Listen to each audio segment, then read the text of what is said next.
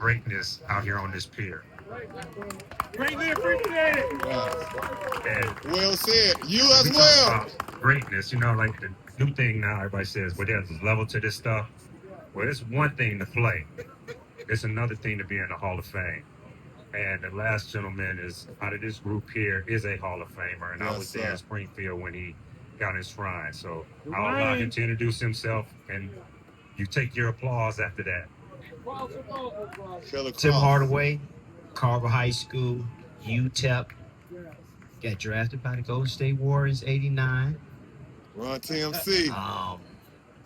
Man, without these guys here, without all of them here, I wouldn't have made it. Craig Hodges, Ricky Green, Pete, AB. AB, he got a story about us when they beat us in Seattle Supersonics. Chicago has always been about grit, whether it was John Shire, McKinley Nelson, who's leading the charge with basketball now, Cliff Alexander, or those born Boilermakers from the Blue South.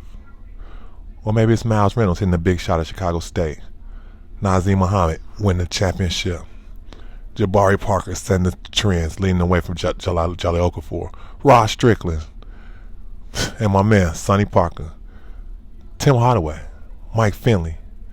Chicago is about getting it from the dirt, traveling, D-Wade, never being scared to go anywhere and play, the Irvins leaving legacies. This is basketball. This is Chicago. Rufus Calhoun, Quincy Garrett, Twan, rest in peace, Flash, Chicago basketball, Boston Shootout, Coach Tree, Big Frank. It's everything. Chicago ball. Jesus, you doing all this? Man, we got two David Pro. Hey, born and raised from Chicago. Tim Hardaway. You got your man Chuck OKAFOR'S, Midlife Priceless. And honestly, it's an honor. Before I start, I'm going to be honest. Every time I see Tim, you'll never remember it. But I swear, you made my life. My brother, Aaron the Dome, he married your cousin. We was in the hundreds. Right. I had on my big brother's silk shirt. We was in the gym room. You took a picture with me at the wedding. After that, I still got a picture to this day. Okay, we just took it today. But the real thing was that you stopped to take the picture. I don't even know what you told me. When I tell you I went crazy my junior, senior year, every year after that, from that way. It makes me believe that I and no matter what I say, you really put that in the pro. You was really the TMC crossover. But this has really nothing to do with basketball. I really wanted to talk to you about one, real quick, your journey, fatherhood, and then when you hit 50, or before you hit 50, what was that trajectory like? What was that change like? Well, fatherhood is great. Got 3 kids. My son is the oldest. He's Take your hand now, man. You Tim Hardaway, man. Man, quit. You called it, man. Man, this is not high school. I'm from Chicago. I love Chicago. I'm from Southside Chicago. Grew up in Chicago. Played all over Chicago. Everybody know me. I wanted all the smoke, and I had all the smoke, and I gave the smoke back. Well, that's what you said. That's a great transition. Right. How did you infuse that into your junior? Well, I'm gonna tell you this. As a parent today, you bring your kids up differently. And it's a different society, and it's a different world now. The way we grew up, our parents beat our butt. We couldn't do this, we couldn't do that. Don't go in the store, don't touch this and all that. Now, my kids grow with a silver spoon in their mouth. So now I gotta talk to them in a different way, and I gotta make them understand in a different way, which I did. So, at first I wanted to teach my son how I played, but I had to step back and check myself and shut up and say, look, he's not gonna be me. He didn't grow up like me. He didn't grow up in the streets of Chicago like I grew up in the streets of Chicago. He didn't grow up with gangs and all that type of stuff like I did.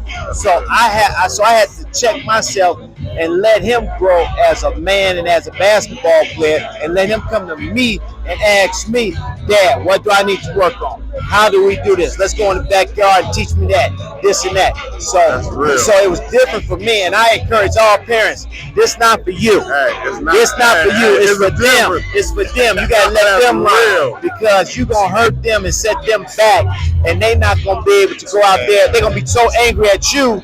They're not gonna learn, and they're gonna resent you and say, my parents didn't help me to maturity. Twofold. Everything he says is 100% honest and ain't here. Rick Lewis, at 14, I took my son to him. I used to get up I was working at 9 o'clock after I got off work from the university. We'd go to the gym.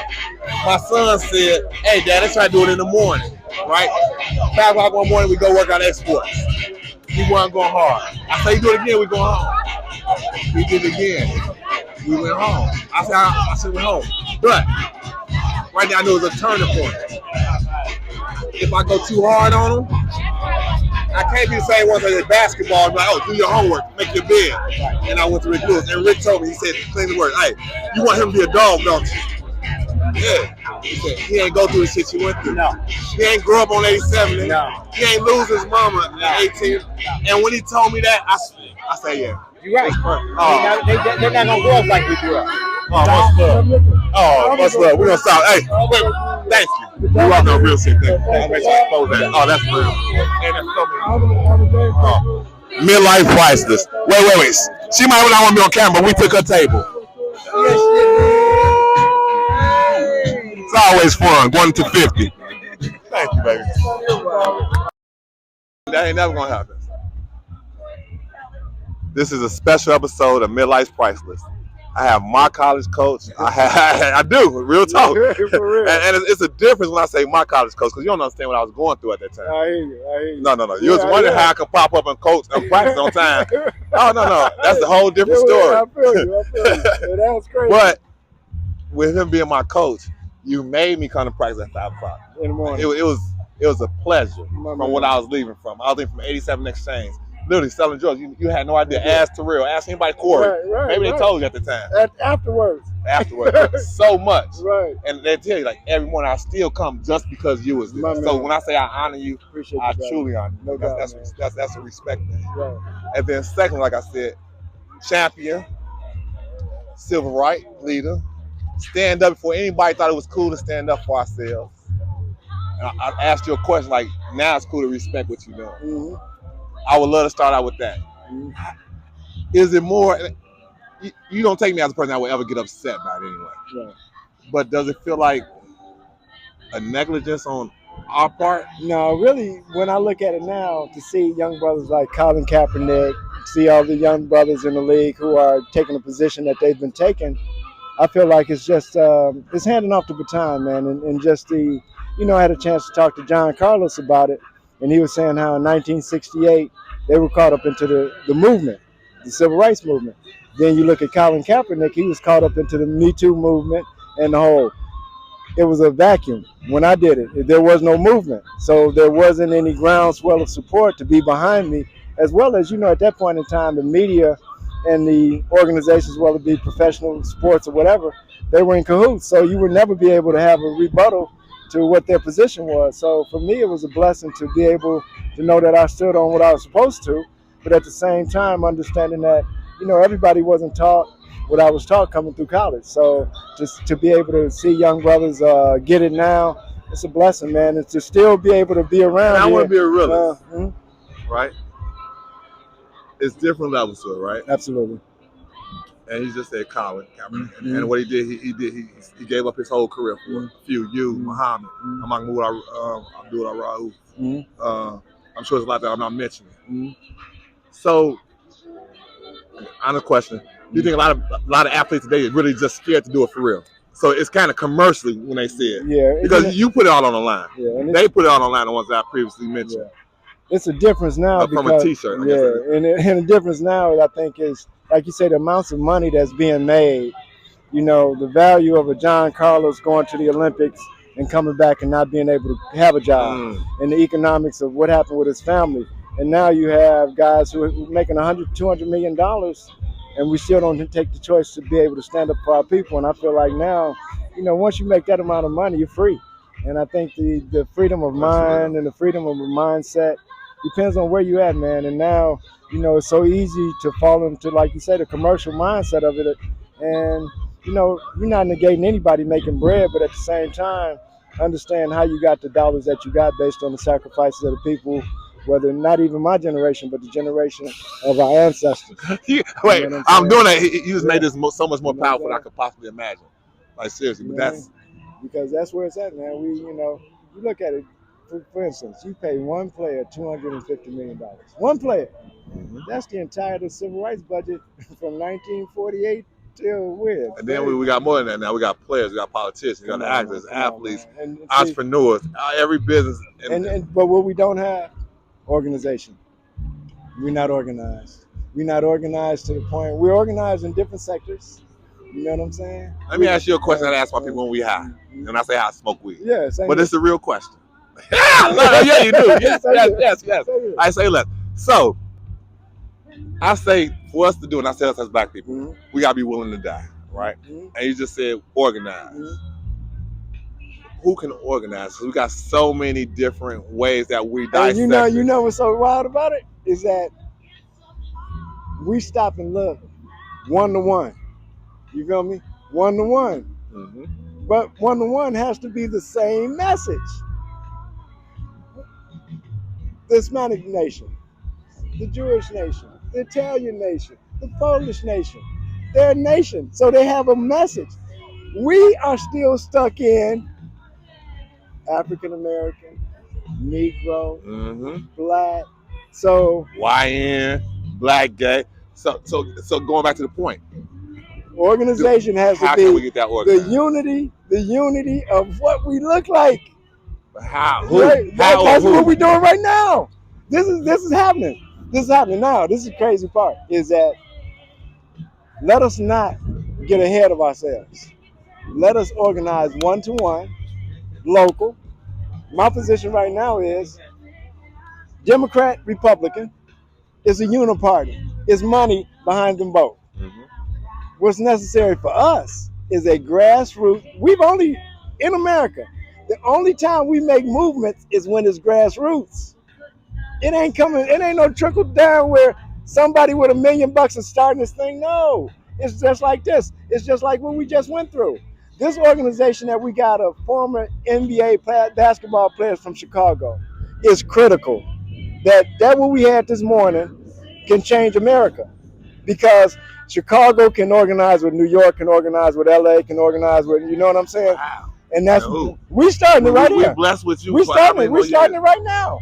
We're starting it. This is it. That's been like a long quest. Like, how do we really get it? Like, no, okay. Because it's always gonna be 1 or 2 or 3 or 4 times. No. And I don't want to be the negative person. Exactly. But I'm dead serious. Like, how do we get past all the separate religions just to be one unit and on one message, one accord? There you go. And see, one of the things that I'm looking at from, Tupac wanted to create a new political party.